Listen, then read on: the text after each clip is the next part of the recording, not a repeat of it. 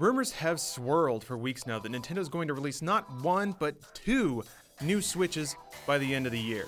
Well, this is Inside Gaming, so we decided to dig in and figure out how much these Switches are going to cost, what they'll look like, and when they might actually release. You know, we could do the YouTube thing and just sort of ramble about what we want or what we think, but we put in some little more work than that. You can probably tell by the runtime of this video.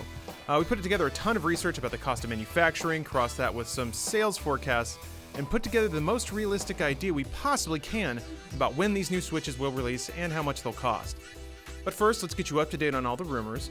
Bloomberg reports that Nintendo will launch a less expensive version of the Switch in June, which is very soon, which for the sake of this video we're going to call the Switch Lite, along with a modest upgrade of the Switch later this year, which we're going to call the Switch Plus. Are those the official names? No, but that's what we're going to go with for this video. They don't have names yet, just to make things easier. So let's tackle the Switch Lite first by giving you a rundown of what we expect, and then explaining all the reasons why our projections turned out this way. At a glance, it'll look similar to the current Switch, but with one big difference. The Joy-Cons on the Switch Lite will not be removable. This, of course, makes it a bit awkward to play while docked, but I guess you can still try.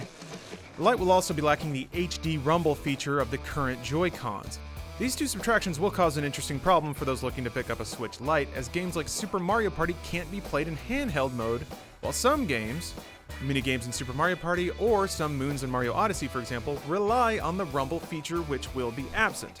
This means that a consumer would have the added expense of buying separate Joy-Cons or other controllers to be able to play these games on a Switch Lite. Or maybe Nintendo could just add a visual overlay or an indicator to show you the intensity of the rumble that isn't there. Maybe an LED that changes colors. There's some options here, but they're looking to save money. That's what we're getting at. Either way, we're looking at a functionality delta or difference between the current Switch and the Switch Lite. It's weird, but not totally uncommon for Nintendo hardware. The new Nintendo 3DS and new 3DS XL featured a handful of games that only worked on that iteration of 3DS hardware. Before that, the DSi even had a more limited series of hardware-exclusive titles. So, while it may be awkward, the market has shown a tolerance for diverging hardware in the past. And this may not matter at all to the targeted market for the Switch Lite. But more on that in a second. On the Switch Plus side of things, we haven't heard any specifics, but here's what we know. According to the Wall Street Journal, the Plus is being built with, quote, enhanced features targeted at avid video gamers. Which can only mean one thing, a cup holder for your can of Monster Energy drink when you're hitting those hard gamer hours. One theory is that we could be looking at gameplay streaming capabilities straight from the Switch Plus. With Nintendo and Microsoft playing pretty nicely together these days, and the recent ability to get a year of Nintendo Switch Online for free through Twitch Prime, the door definitely appears to be open for such partnerships with Mixer and Twitch, respectively. But here's more concrete information on the hardware side of things, though. Hackers over at SwitchBrew dug into the 5.0 firmware update and found references to a new Tegra T14 chip and 8 gigs of system RAM. Now that is different than the current Switch, which has a Tegra 210 chip and 4 gigabytes of system RAM. It's actually hard to say what that really means because specs for a Tegra 214 don't exist, at least as far as we can find. But doubling system RAM is nothing to sneeze at. If the SoC, or System on a Chip, Tegra, is similarly improved, this means we could see significant improvements like running at 900p instead of 720p in handheld mode, or a stable 1080p 30, 1080p 60, depending on the game, in docked mode. Obviously, it's not going to get the Switch anywhere near the awesome 4K graphics of an Xbox One X or a PS4 Pro, but it's a theoretical step up in terms of power for the hybrid console. Now here's the interesting thing, when you look at how the hardware is splitting, like a dumb Switch over here and a super powerful one over there, it's easy to imagine one as a mobile-only Switch with the other one being a more dedicated traditional home console. But that doesn't really make sense given the user data about how people play the Switch. Previously, it was announced that 30% of users played in handheld mode 80% of the time, while 18% played with the system docked at least 80% of the time. The other 52% of people polled bounced between the two options. However, things have changed. Recently, Nintendo of America President Doug Bowser shared that handheld use versus docked use for the Switch is now even. Nintendo's crazy idea of the Switch being a home console / handheld hybrid is actually working, which also means the idea of releasing Switches that are dedicated to mobile or home gaming is basically dead in the water. I mean, think about it. Why would Nintendo release hardware contrary to the market they've invented for themselves after investing the time in marketing to develop it? It's likely that these two units will lean to one side or the other of the home/mobile spectrum, but the Lite will still need to be dockable and the Plus will still need to be played on the go. But what will these new designs look like? Well, to answer that question, we need to dig a little deeper, and good news, everybody! This brings us to the most exciting part of the video, the part where we talk about math and economics! So here we go.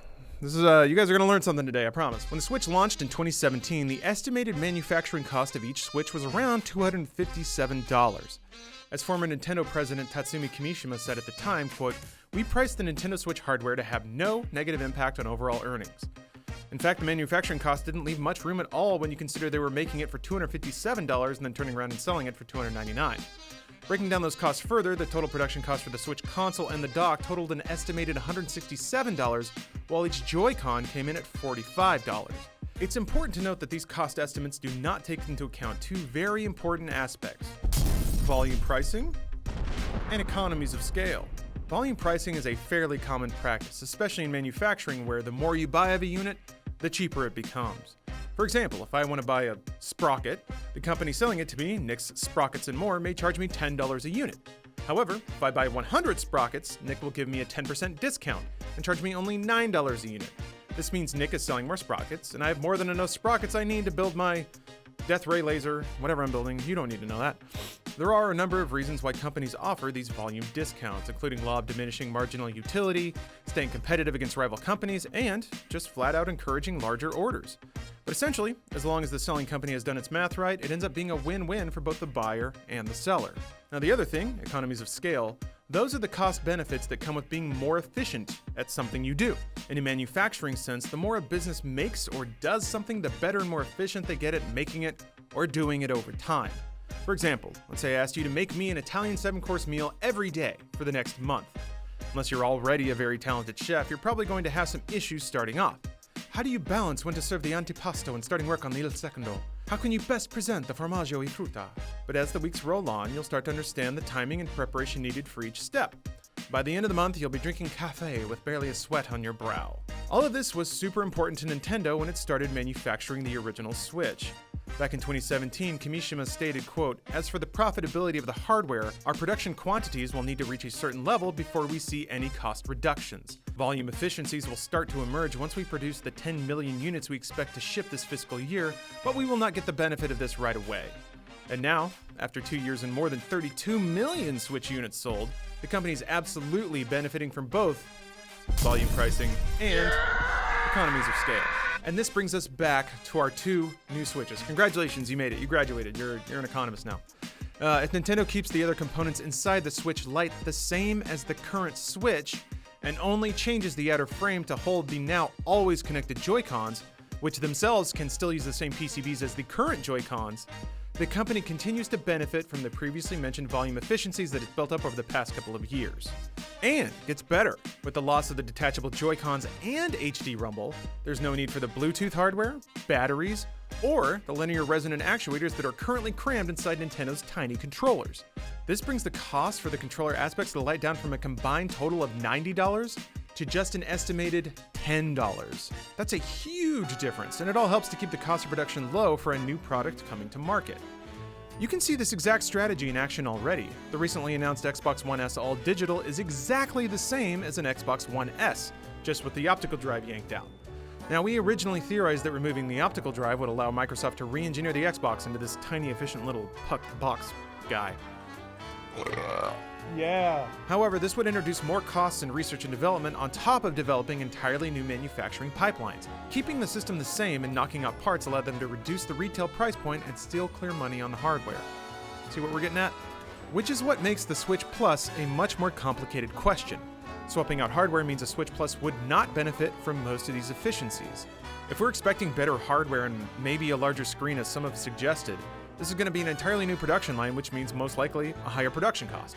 But a strong pricing strategy can overcome a higher production cost. However, pricing strategy relies upon release, so let's get into that. While Bloomberg reported that we could be seeing a Switch Lite as early as June, Nintendo President Shuntaro Furukawa dunked on that idea by saying, quote, "We have no plans to announce that at this year's E3 in June." Okay, so that leaves only 3 realistic options left. Either the Switch Lite is going to release this holiday, 2019, by March 2020, so it lands in Nintendo's fiscal 2019, or after March 2020. Pretty much the only 3 windows we've got. Of those 3 options, holiday seems like the strongest bet. Why? because Nintendo wants to be the very best, like no one ever was. Pokemon Sword and Shield release this holiday, and history has shown that Pokemon not only sells very well, but it moves hardware to go along with it. And while there are tons of Pokemon masters pushing 30 out there, let's not kid ourselves. Target audience is kids here. So if you're a parent who has a howling child that wants the newest Pokemon, what do you get them? The cheapest Switch with the fewest removable and breakable parts. The timing lines up perfectly. A cheaper, kid-friendly Switch with a way higher profit margin landing right alongside a tentpole release. It's so brilliant, in fact, that Nintendo already did it. All these Switch Lite descriptors we're throwing around may have you thinking about the Nintendo 2DS. Yes, that weird hatchet blade-shaped 3DS iteration that nixed 3D altogether, not to mention the 3DS's folding clamshell design. Wouldn't you know it? The old girl launched in October 2013, day and date with Pokemon X and Y. You know what? It worked a treat at the time too. The 3DS platform had its highest selling year in the handheld's history ever that year, 2013, with 13.95 million units sold. This series of events is further reinforced by Nintendo's sales forecast for 2019. The company actually just got dinged pretty hard for its aggressive 2018 estimates. They thought they'd hit 20 million Switches sold, but ended up revising that down to 17 million, which is about where they ended up. They're projecting 18 million units in 2019 though, which itself is considered so conservative by analysts that it, quote, leaves a negative impression, according to Matsui security analyst Tomoichiro Kubota. So here's what we've got. Nintendo is going from selling 17 million units in 2018 to estimating 18 million in 2019, a higher estimate. And that estimate is also so conservative that it's apparently insulting analysts. So the actual expectation is probably much higher, which means everyone expects Nintendo to move a lot of damn Switches this year. Granted, Pokemon might do that all on its own, but throwing a newer, cheaper model on top of that will only toss gas on the fire. And given rumors of a new model, plus the fact that Nintendo's done this exact thing 6 years ago, it just makes sense. So, that takes care of the Switch Lite, but what about the Switch Plus? And that's probably the one that we probably care about a little more. That one's trickier because, as we said before, it'll cost more to bring to market. And if we bank on Nintendo hitting this holiday with a cheaper Switch on top of a mainline Pokemon game, they have all the momentum they need to hit their sales targets for 2019. That means we'll likely see the Switch Plus after fiscal 2019 closes in March 2020. In that case, the odds are Nintendo doesn't really have a specific launch window pinned down yet. It's possible it could launch alongside a currently unannounced game targeting a more core audience, or just use as a booster shot to lift sales in 2020. So to recap it all up, Switch Lite launching with Pokemon this holiday in 2019, with Switch Plus launching sometime after March 2020. That takes care of the timing, right? But what about the price? We expect both of these models to orbit around the current price of the Switch, which is right now at an MSRP of $299.99. And since we're expecting a staggered release for the hardware, let's look at each of these launch windows and make predictions accordingly. The Switch Lite is pretty fascinating because theoretically Nintendo could crank them out for very little money. If they choose to sell it without a dock, that saves another estimated $30 or so from the production cost. Even before any type of discounts, that's a production cost of $147. Throw a mild 10% reduction in cost due to volume efficiencies on top of that, and you're looking at a production cost of about $132. If Nintendo then turns around and sells a Switch Lite for a very reasonable $199.99, that's a very nice profit margin on top of the windfall of sales they're bound to get by launching with a new Pokemon. And this empowers them to keep the current Switch at its current price, enjoying all the associated profit margins there too. Nintendo wins all around, baby. The Switch Plus, again, more complicated because it's further away. It's possible that Nintendo will position the Switch Plus as the new default Switch model. This happens often. Consoles are often reworked to use new components or new manufacturing processes to capitalize on newer production techniques and cheaper parts. In that case, it makes sense that a Switch Plus would have mostly incidental performance gains as well, kind of like newer models of PlayStation 2, PlayStation 3, what have you. Because of this, we expect that a Switch Plus would hit the market at the same MSRP as the current Switch, $299.99. Current Switch models would likely drop in price to split the difference between a Switch Plus and a Switch Lite, guessing here an MSRP of $249.99. This would allow retailers to clear out old inventory at a markdown, while allowing Nintendo to double dip on owners looking to upgrade or replace their current Switch. Like this guy. Actually broke off the little grating on top, so it's getting a little rattled right now. So there you have it. Let's summarize it all up. Switch Lite 2019, timed with Pokemon Sword and Shield, for $199.99, with a Switch Plus landing sometime after March 2020 for $299.99. You got it. Start saving your Mario coins now, because God knows we're all going to be buying this stuff because we have no free will. Sorry I couldn't make rent this month, but there's another Switch. It's my third. I know. I'm broken, okay? Anyway, hope you guys learned something. Thank you for watching. If you disagree with any of our analysis, I'd actually love to hear from you. And that's not a challenge, by the way. I love learning. So if you got a different take on it, let us know in the comments. But I think we got this one buttoned up. Thank you for watching, everybody. Hey everyone, welcome back to Inside Gaming for Thursday! That's right, it's a Thursday! Everyone knows that the Switch got off to a great start when it released 2 years ago. That's right, kids. You may be playing Fortnite with all your Avengers toys, but no, we're talking about hard sales data. You're gonna learn something. Welcome to Ecom, we tricked you. So, according to some new sales numbers from Nintendo, that